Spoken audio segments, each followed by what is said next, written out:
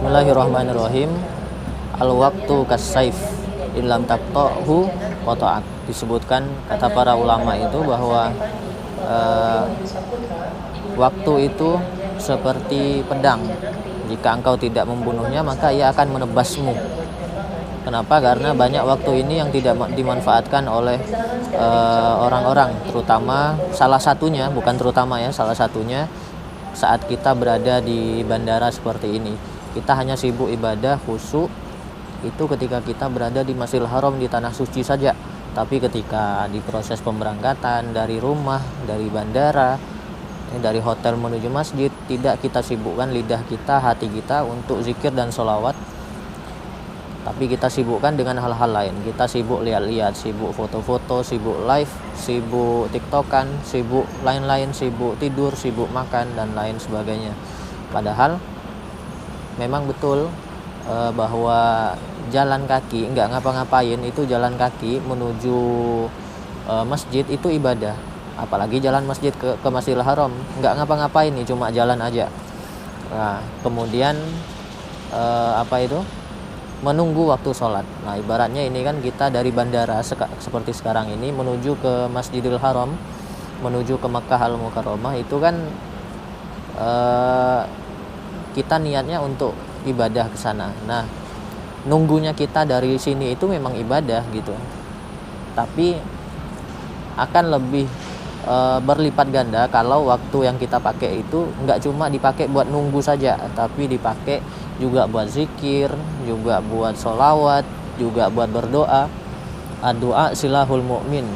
Nah, bahkan di waktu-waktu seperti inilah doa itu salah satu waktu yang mustajab. Kenapa? Karena kita ini sedang menuju ke tanah suci, sedang menuju ke Masjidil Haram, menuju untuk ibadah.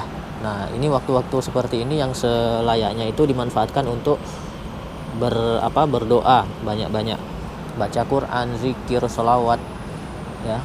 Usahakan setiap hari itu bawa tasbih yang biji-bijian atau tasbih yang sifat yang digital. Nah, itu tasbih apa saja supaya dapat mengingatkan kita untuk memanfaatkan waktu dengan ibadah.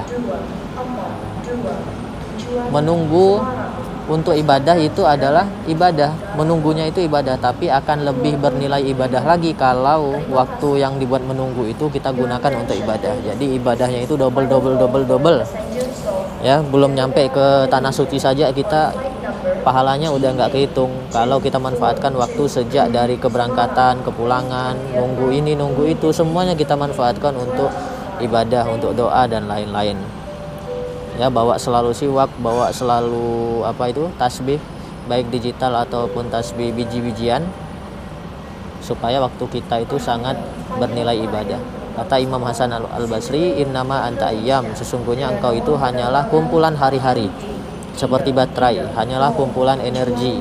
Idza dzahaba ba'duk, kata Imam Hasan Al-Basri, kalau sebagian darimu sudah pergi, sudah hilang, ya, idza dzahaba yaumuk, kalau satu hari saja sudah berlalu dari dirimu, zahaba ba'duk, maka sebagian darimu juga hilang. Seperti baterai itu udah dipakai sejam, berkurang dia.